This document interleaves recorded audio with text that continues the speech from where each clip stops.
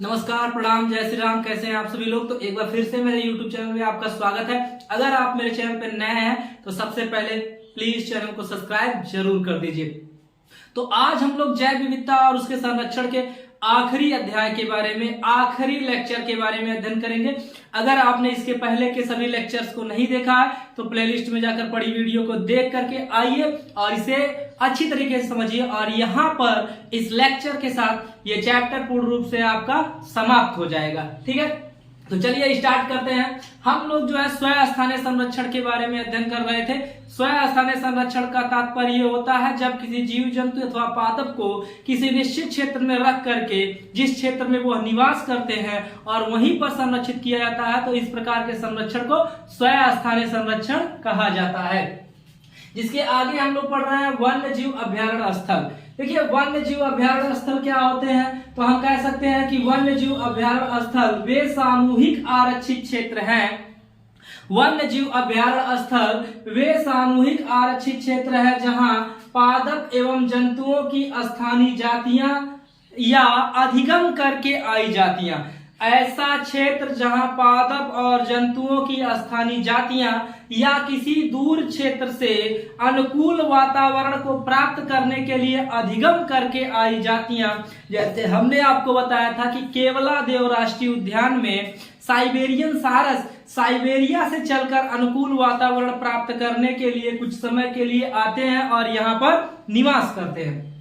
तो वे सामूहिक आरक्षित क्षेत्र जहां पादप एवं जंतुओं की स्थानीय जातियां तथा अधिगम करके आई जातियां अनुकूल वातावरण प्रदान कराया जाता है और वहां पर वे निवास करती हैं। हम कह सकते हैं वह आरक्षित क्षेत्र जहां पर पादप एवं जंतु के लिए अनुकूल वातावरण प्रदान कराया जाता है, अर्थात कि उन्हें जिस प्रकार का वातावरण चाहिए उस वातावरण को उन्हें प्रदान कराया जाता है। केवल स्थानीय जातियों एवं पादपों के लिए नहीं बल्कि दूर दराज के क्षेत्रों से आई हुई जंतु एवं पादपों की जातियों को भी अनुकूल वातावरण प्रदान करके उन्हें संरक्षित करने का प्रयास किया जा रहा है। तो इस प्रकार के संरक्षण या इस प्रकार की जो व्यवस्था होती है उसे वन्य जीव अभ्यारण्य स्थल कहते हैं।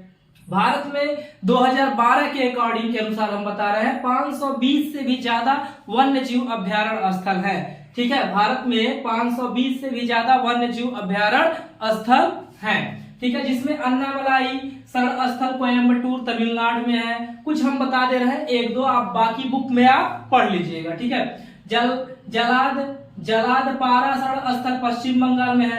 शिकारी देवी शरण स्थल हिमाचल प्रदेश में है। ठीक है, इसके बाद भारत में भिन्न भिन्न प्रकार के जीव जंतुओं के लिए एक भिन्न भिन्न प्रकार की परियोजनाएं लॉन्च की गई। परियोजनाएं लॉन्च करने का सबसे प्रमुख उद्देश्य ये था, जैसे बाघ परियोजना, टाइगर प्रोजेक्ट क्यों लागू किया गया। टाइगर भारत में बाघों की संख्या तेज गति से घट रही थी, उनका शिकार किया जा रहा था और उनके प्राकृतिक आवास को नष्ट किया जा रहा था, जिसके कारण उनकी संख्या धीरे धीरे कम हो रही थी। तो इस विषय को गंभीरता से ध्यान में रखते हुए भारत सरकार, IUCN, WWF तथा भिन्न भिन्न संस्थानों ने मिलकर के भिन्न भिन्न परियोजनाएं लॉन्च की, जो जीवों को संरक्षित करने का एक प्रयास था या प्रयास किया जा रहा है। जिसमें प्रमुख परियोजना है बाघ परियोजना। बाघ परियोजना बाघों की संख्या तेजी से घटते हुए तथा उनकी संकट की स्थिति को ध्यान में रखते हुए बाघ परियोजना को लॉन्च किया गया। 1 अप्रैल 1973 को विश्व वन्य जीव कोष अर्थात WWF तथा IUCN की सहायता से भारत में बाघ परियोजना लॉन्च की गई। 1 अप्रैल 1973 में विश्व वन्य जीव कोष अर्थात WWF तथा IUCN की सहायता से बाघ परियोजना प्रारंभ की गई और वर्तमान में 2012 से 14 की गणना के अनुसार 53 से ज्यादा बाघ आरक्षित क्षेत्र है। जैसे पन्ना राष्ट्रीय उद्यान हो गया, कुन्नू नेशनल पार्क हो गया, ठीक है, मानस राष्ट्रीय उद्यान हो गया, गिरि राष्ट्रीय उद्यान हो गया, ऐसे बहुत सारे, जैसे सब जिम कॉर्बेट हो गया। जिम कॉर्बेट तो पहले से ही बाघों के लिए प्रमुख जो है नेशनल पार्क है। तो ऐसे बहुत सारे नेशनल पार्क बनाए गए जहां पर प्रमुख रूप से बाघों को ही संरक्षित करने का प्रयास किया जा रहा है। और जैसे हाथी परियोजना, एलिफेंट प्रोजेक्ट है। एलिफेंट प्रोजेक्ट में एलिफेंट की संख्या तो पहले से ही कम थी आज से नहीं 500 साल पहले से ही एलिफेंट की संख्या बहुत कम थी और एलिफेंट को भी संरक्षित करने के लिए हाथी परियोजना अर्थात एलिफेंट प्रोजेक्ट भारत में प्रारंभ किया गया। सन 1932 में हाथी परियोजना प्रारंभ की गई। इसके अंतर्गत कुल 30 हाथी आरक्षित क्षेत्र है, जिसमें आप उत्तर प्रदेश का दुधवा राष्ट्रीय उद्यान भी हाथी आरक्षित क्षेत्रों के लिए ही प्रमुख है। केरल में पेरियार राष्ट्रीय उद्यान है, वहां पर भी हाथी आरक्षित क्षेत्र है। केरल में सबसे ज्यादा हाथी पाए जाते हैं, तो हाथी परियोजना भी वहां से प्रारंभ की गई। इसके बाद हम लोग वेटलैंड एरिया के बारे में बात करेंगे। वेटलैंड एरिया, जिसको हम लोग आर्द्र भूमि भी कहते हैं। अब वेटलैंड एरिया क्या होता है? नदी हो गया, झील हो गए या ऐसे दलदली क्षेत्र हो गए। नदी हो गया, झील हो गया, नदी के किनारों का क्षेत्र हो गया, नदी के छिछले हुए भाग का क्षेत्र हो गया, जो नम युक्त एरिया हो, जहां पर पेड़ पौधे और जीव जंतुओं को पनपने के लिए एक उचित पर्यावरण प्राप्त होता हो, ऐसे क्षेत्र को हम लोग आर्द्र भूमि कहते हैं। और आर्द्र भूमि के बारे में सबसे पहला समझौता ईरान के जो है रामसर तट पर हुआ। ईरान के रामसर तट पर आर्द्र भूमि वाले क्षेत्र, जहां पर पेड़ पौधे, जीव जंतुओं और पादपों की बहुत अधिक संख्या देखने को मिलती है। यहाँ जीव जंतु और पादप बड़ी आसानी से अपने आप को सर्वाइव कर पाते हैं, अपने प्रजनन, जनन इत्यादि की क्रिया द्वारा अपनी संख्या को तेजी से बढ़ा सकते हैं। तो ऐसे क्षेत्रों को आर्द्र भूमि कहा जाता है, वेटलैंड एरिया कहा जाता है। अंतरस्थलीय आर्द्र भूमि, इसके अंतर्गत नदी हो गया, आर्द्र भूमि कच्छ गुजरात का जो क्षेत्र है, दलदल हो गया, बाघ भूमि को सम्मिलित किया जाता है, क्योंकि यहाँ पर वन्य जीव तथा वनस्पतियों को अधिक विकास होता है। मतलब आर्द्र भूमि वह क्षेत्र हो गया। ऐसे उत्तर प्रदेश में प्रमुख आर्द्र भूमियां हैं।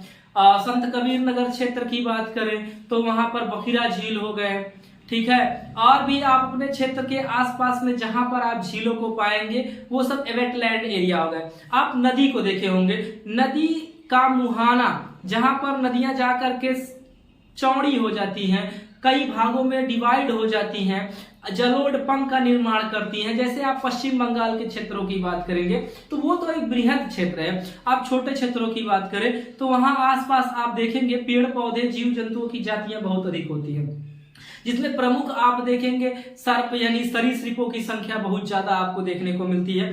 सरीसृप हो गए, बहुत अधिक भिन्न भिन्न प्रकार के पादप हो गए, वहां पर बड़ी आसानी से क्या कर सकते हैं, सरवाइव कर सकते हैं। पक्षियों की बहुत अधिक मात्रा में जातियां देखने को मिलती है। तो ऐसे क्षेत्र को आर्द्र भूमि कहा जाता है, ठीक है। और आर्द्र भूमि के बारे में सबसे पहला समझौता 2 फरवरी 1971 के ईरान के रामसर तट पर इस समझौते का हस्ताक्षर हुआ और इसके बाद इसकी संख्या तेजी से बढ़ाई गई। और जैव मंडल आरक्षित क्षेत्र भारत सरकार के निगरानी के अंतर्गत आता है और राज्य सरकार के निगरानी के अंतर्गत आता है, जिसके अंतर्गत भारत सरकार और राज्य सरकार दोनों नियम लागू करते हैं। और इन क्षेत्रों में शिकार करना एक प्रकार से प्रतिबंध है, यहाँ पर शिकार करना संभव नहीं है, यहाँ पर शिकार करने की अनुमति नहीं दी जाती है। बाघ और अंतःस्थलीय आर्द्र भूमि में भी शिकार वर्जित है। यहाँ पर हम कह सकते हैं विदेशी जातियां भी आती हैं जीव जंतुओं की, तो इसीलिए इन क्षेत्रों में भी शिकार वर्जित है, क्योंकि यहाँ पर भी जीव जंतु और पादपों की संख्या को हम आसानी से विकसित कर सकते हैं और उनकी संख्या को बढ़ा सकते हैं। तो ये होता है अंतःस्थलीय आर्द्र भूमि। इसके अंतर्गत नदी, कच्छ हो गया, दलदली क्षेत्र हो गए, बाघ भूमि इत्यादि सारे क्षेत्र आते हैं, ठीक है। अब इसके बाद जैव मंडल आरक्षित क्षेत्र पढ़ेंगे। देखिए जैव मंडल आरक्षित क्षेत्र क्या होता है, यह भी एक हम कह सकते हैं सार्वजनिक क्षेत्र है। जैव मंडल आरक्षित क्षेत्र एक प्रकार का सार्वजनिक क्षेत्र है जहां पर मानव गतिविधियां हो सकती हैं, लेकिन मानव क्रियाकलाप भी हो सकते हैं। मानव गतिविधियों के साथ मानव क्रियाकलाप हो सकते हैं, मानव अपने आवास का निर्माण कर सकता है, परिवहन का संचालन भी कर सकता है, लेकिन शिकार, वहां के पेड़ पादप, जीव जंतु को किसी भी प्रकार से हानि पहुंचाने की अनुमति नहीं है। और जैव मंडल आरक्षित क्षेत्रों को भिन्न भिन्न क्षेत्रों या जोनों में डिवाइड कर दिया गया होता है। कि इतने जोन में मानव क्रियाएं होंगी, इतने जोन में मानव क्रियाएं होंगी, लेकिन फॉरेस्ट रेंजर से आप पूछ करके वो क्रियाएं करेंगे, और लास्ट वाला जो क्षेत्र होगा वहां पर मानव क्रियाएं किसी भी प्रकार की नहीं होंगी। तो जैवमंडल आरक्षित क्षेत्र के बारे में सबसे पहले विचार 1975 में यूनेस्को ने दिया था, और यूनेस्को ने सबसे पहले यह विचार दिया कि कुछ जैवमंडल आरक्षित क्षेत्र भी होने चाहिए, और उन जैवमंडल आरक्षित क्षेत्रों में हो सकता है मानव क्रिया विधियां हो, लेकिन उतनी न हो। तो सन 1975 में यूनेस्को ने मानव तथा जैवमंडल कार्यक्रम प्रारंभ किया, और मानव तथा जैवमंडल कार्यक्रम के अंतर्गत जैवमंडल आरक्षित क्षेत्र बनाए। मई सन 2002 तक जो है पूरे देश में, यानी संपूर्ण विश्व में हम कह सकते हैं 408 से भी ज्यादा जैवमंडल आरक्षित क्षेत्र बन चुके हैं। मई सन 2002 तक 94 देशों में 408 से भी ज्यादा जैवमंडल आरक्षित क्षेत्र हो चुके हैं, और जैवमंडल आरक्षित क्षेत्र के 3 जोनों में डिवाइड किया गया है। सबसे पहला जोन होता है परिचालन जोन। कौन सा जोन होता है? परिचालन जोन। जैवमंडल आरक्षित क्षेत्र का सबसे बाहरी वाला जो क्षेत्र होता है वह परिचालन क्षेत्र होता है। इस क्षेत्र में मानव क्रिया विधियां होती हैं, अर्थात यहाँ पर मानव बस्तियां भी पाई जाती हैं, सड़क भी पाए जाते हैं, परिवहन की भी सुविधा होती है, परंतु इन क्षेत्रों में पाए जाने वाले जीव जंतु और पादपों को किसी भी प्रकार से हानि पहुंचाना वर्जित है, अर्थात मना। दूसरा आता है प्रतिरोधक क्षेत्र। जब परिचालन क्षेत्र के अंदर वाला भाग, मान लीजिए ये 5-6 किलोमीटर का ये एरिया हो गया, परिचालन क्षेत्र वाला हो गया, ठीक है। 5-6 किलोमीटर का ये एरिया हो गया, परिचालन क्षेत्र हो गया। अब परिचालन क्षेत्र के अंदर 10 किलोमीटर का समझ लीजिए एरिया है, जिसे हम लोग क्या कहते हैं? प्रतिरोधक क्षेत्र। इस क्षेत्र में मानव क्रिया विधि पूर्ण रूप से वर्जित है, परंतु यदि आप लकड़ी चुनना चाहते हैं या फलों की खेती हो रही उसे तोड़ना चाहते हैं, तो फॉरेस्ट रेंजर की अनुमति तथा उसकी सहायता से जाकर आप उन क्षेत्रों में कार्यों को कर सकते हैं, लेकिन किसी भी प्रकार के शिकार या वनों की हानि पूर्ण रूप से वर्जित है, आप नहीं कर सकते।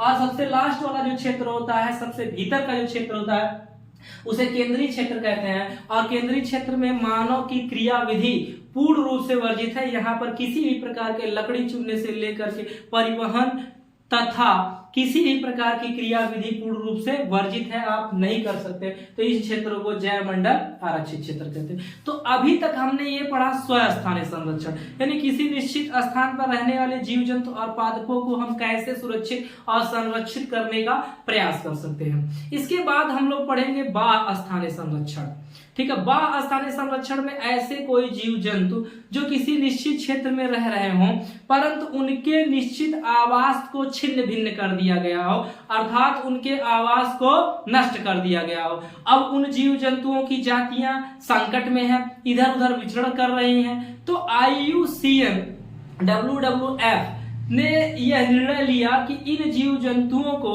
हम किसी निश्चित स्थान पर एक स्थान से दूसरे स्थान पर ले जाकर संरक्षित करने का प्रयास करेंगे, लेकिन वह जिस वातावरण में पहले रह रहे थे उस वातावरण के आधार पर ही उनके लिए एक कृत्रिम पर्यावरण हम निर्मित करेंगे। जैसे आप लोग देखे होंगे चिड़ियाघर, कभी आप चिड़ियाघर में गए होंगे तो शेर के लिए एक बड़ा सा बाड़ बना होता है, जिसमें शेर को रहने के लिए जिस प्रकार का पर्यावरण उसे जल में मिलता है, जिस प्रकार का पर्यावरण उसे जंगल में मिलता है, ठीक उसी प्रकार का एक छोटा सा कृत्रिम पर्यावरण बना करके उसे रखा जाता है। मगरमच्छों को रखने के लिए एक कृत्रिम पर्यावरण दिया जाता है, बाघ को रखने के लिए एक कृत्रिम पर्यावरण, जंगली भालुओं को रखने के लिए एक कृत्रिम पर्यावरण, अर्थात हम कह सकते हैं जू चिड़ियाघर जैसे होता है कि जहां पर जातियां असुरक्षित हो रही हैं उन्हें ले आकर के हम कृत्रिम पर्यावरण बना करके प्राकृतिक रूप से उन्हें रखने का प्रयास करते हैं, तो उसे बाह्य स्थानीय संरक्षण कहते हैं। बाह्य स्थानीय संरक्षण इस प्रकार के संरक्षण में जीवों तथा पादपों की संकटग्रस्त जातियों के लिए, इसमें जीव जंतु और पादप की जो संकटग्रस्त जातियां होती हैं उनके प्राकृतिक आवास से हम अलग कर देते हैं। हम देखते हैं कि किसी जंगल में मान लीजिए 10-15 शेर बचे हुए हैं। अब 10-15 शेर बचे हुए हैं, अब उन जीवों पर संकट है, उन शेरों पर संकट है, भविष्य में कभी भी लुप्त हो सकते हैं। तो उन शेरों को हम निकाल करके एक बाहर कृत्रिम वातावरण में उसे ले जाकर रखेंगे, परंतु वह वातावरण उनके लिए सुटेबल होगा, वहां पर वह जनन प्रजनन इत्यादि की क्रिया बड़ी आसानी से कर लेंगे, उन्हें इसके लिए संघर्ष नहीं करना पड़ेगा। जब संघर्ष नहीं करना पड़ेगा तो जनन प्रजनन की क्रिया बड़ी आसानी से होगी, और जब आसानी से होगी तो उनकी संख्या तेजी से बढ़ेगी। जब संख्या तेजी से बढ़ेगी तो धीरे धीरे हम लोग उसे संकटापन्न में परिवर्तित कर लेंगे, उसे संकटग्रस्त जातियों से अलग कर लेंगे। तो कहा है इस प्रकार के संरक्षण में जीवों तथा पादपों के संकटग्रस्त जातियों के लिए उनके प्राकृतिक आवास से अलग एक विशेष स्थान तैयार किया जाता है, जहां उनकी अच्छी तरह से देखभाल की जाती है। इस प्रकार जीवों के संरक्षण को बाह्य स्थानीय संरक्षण कहते हैं। अब बाह्य स्थानीय संरक्षण में जैसे जंतु उद्यान हो गया, जहां पर बहुत सारे जंतुओं को रखा जाता है, उन्हें कृत्रिम वातावरण दिया जाता है, भोजन प्रजनन इत्यादि की क्रिया के लिए उन्हें संघर्ष नहीं करना पड़ता है, तो वह जंतु उद्यान। वनस्पति उद्यान आप लोग देखे होंगे, जू चिड़ियाघर देखे होंगे। जीन बैंक वह स्थान या क्षेत्र होता है जहां पादपों और जीवों के जीनों को संरक्षित रखने का प्रयास किया जाता है, तथा इसलिए ऐसा किया था कि भविष्य में यदि वह जीव नष्ट होते हैं तो उन जीवों की भिन्न प्रजातियों के अंतर्गत उनके जीनों को डाल करके हम फिर से उस प्रकार के जीव की उत्पत्ति कर सके। बीज बैंक हो गया, भिन्न भिन्न प्रकार के बीजों को संरक्षित रखने का प्रयास किया जाता है, बीज बैंक हो गया। उत्तक संवर्धन क्षेत्र हो गया, वहां पर भी हम लोग क्या कर सकते हैं कि उत्तकों को संवर्धित कर सकते हैं। इसके बाद IUCN के बारे में हमने आपको पढ़ाया, WWF के बारे में पढ़ाया। इसके बाद हम लोग जो है इस चैप्टर की आखिरी हेडिंग्स के बारे में पढ़ेंगे, जिसको बोलते हैं सामाजिक वन की। देखिए, वनों का समाज से बहुत पुराना संबंध है। जैसे आप लोग राजस्थान के बारे में कभी सुने होंगे, राजस्थान में बिश्नोई समाज के लोग होते हैं। अब बिश्नोई समाज के लोग जो है काले हिरण से बहुत प्रेम करते हैं, काले हिरण को अपने ईश्वर के समान वे लोग मानते हैं। वैसे समाज में वनों के प्रति बहुत लगाव होता है लोगों का, और होना भी चाहिए, क्योंकि वन है तो हम हैं। जैसे जल है तो कल है, वैसे वन है तो हम हैं। वनों के द्वारा ही हमें ऑक्सीजन प्राप्त होता है और हम सांस ले पाते हैं। वन नहीं रहेंगे, जलवायु परिवर्तन होगा तो तमाम प्रकार के रोग होंगे, जिससे मानव जाति तथा भिन्न भिन्न जीवों की जातियों पर संकट उत्पन्न होगा। तो सामाजिक वन की कार्यक्रम सन 1976 में प्रारंभ किया गया, लेकिन इस सामाजिक वन की कार्यक्रम को प्रारंभ करने से पहले समाज में भिन्न भिन्न लोगों द्वारा पेड़ों के काटने का विरोध किया गया, तथा वृक्ष को लगाने के लिए, वृक्ष के प्रति अथाह प्रेम के लिए जो है कुछ प्रमुख आंदोलन चलाए गए। उन आंदोलनों के बारे में हम लोग अध्ययन करेंगे। जैसे एक प्रमुख आंदोलन था बिश्नोई महिलाओं द्वारा आंदोलन। सन 1971 की बात है। बिश्नोई महिलाओं के आंदोलन में हुआ क्या था, इस बात को आप ध्यानपूर्वक समझेंगे। सन 1971 में जोधपुर के राजस्थान का जोधपुर वाला क्षेत्र है, राजस्थान के जोधपुर क्षेत्र में एक राजा हुआ करते थे। अब उस राजा ने अपने महल के निर्माण के लिए आदेश दिया कि आप जाइए वनों को काट लाइए, वानों को काट करके अच्छी अच्छी लकड़ियां निकाल करके लाइए और खूब भव्य और अच्छे महल का निर्माण कीजिए। तो राजस्थान के उन जंगली क्षेत्रों में बिश्नोई समाज के लोग रहते थे जो वनों से बहुत प्रेम करते थे। उन्होंने राजा के इस आदेश को जो है न माना, उन्होंने पेड़ को चिपक करके वे लोग खड़े हो गए, उन्होंने पेड़ के काटने का विरोध किया। लेकिन राजा के जो सिपाही थे, मंत्री थे, वह इस चीज पर ध्यान नहीं दिया और उन्होंने जो है उन लोगों को पेड़ के साथ ही काट दिया, जिसमें सबसे प्रमुख बलिदान अमृता देवी बिश्नोई का था। अमृता देवी बिश्नोई को ही पेड़ के साथ काट दिया गया और यह बात पूरे क्षेत्र में आग की तरह फैल गई और आगे चल के बहुत सारे लोग जो है इस चीज से जुड़ने के लिए, वनों के प्रति लगाव के लिए आगे आए और ऐसे ऐसे योगदान देखने को मिला। फिर आगे कुछ समय बीता, उत्तराखंड क्षेत्र की बात करें, टिहरी गढ़वाल जिला था जहां पर पेड़ों के काटने का आदेश अंग्रेजों द्वारा प्राप्त हुआ 1973 में, जहां पर सुंदरलाल बहुगुणा ने जो है इसका विरोध किया और विरोध के चलते पूरे देश में व्यापक इसकी चर्चा हुई और चर्चा होने के साथ साथ भारत सरकार ने वन्य जीव अभ्यारण्य वनों के लिए एक अलग प्रकार से कानून लाया जिसमें हरे पौधों को आप नहीं काट सकते, अगर काटना है तो उसको भारत सरकार से, आपको उत्तर प्रदेश सरकार या राज्य सरकार से आपको परमिशन लेनी पड़ेगी। तो ऐसे प्रमुख जो है आंदोलन हुए जो वनों को बचाने के लिए, पेड़ पौधे और जीव जंतुओं को बचाने के लिए आगे हैं। तो आप लोग भी जो है वनों और पेड़ पौधों को बचाने के लिए आगे आइए। 1 से 2 पौधा आप लोग अपने जीवन काल में जरूर लगाइए। तो यही चैप्टर यहीं पर समाप्त होता है। अगर आपको ये चैप्टर बहुत अच्छे से समझ में आया हो तो लाइक कीजिए, कमेंट कीजिए और चैनल को सब्सक्राइब जरूर कर लीजिए। और आगे आपको जो चैप्टर पढ़ना है उसके लिए कमेंट में आप लिख करके हमें जरूर बताएं। तो आज के लिए बस इतना ही, धन्यवाद।